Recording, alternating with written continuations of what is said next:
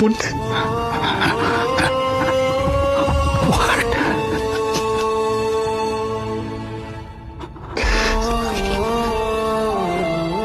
மறைச்சது மட்டும் இல்ல, என் பொண்ணு இறந்துருச்சுன்னு என்கிட்ட சொல்லிருக்கீங்க. உனக்கு வெக்கமா இல்ல? அப்படி என் பொண்ணுக்கு ப்ளீஸ் விஜய், நாங்க வந்த நாள்ல இருந்து என் குழந்தை முன்னாடியே இருந்திருக்கு தேவ். ரதி அவங்க எங்கிட்ட மூடி மறைச்சிருக்காங்க தேவ்.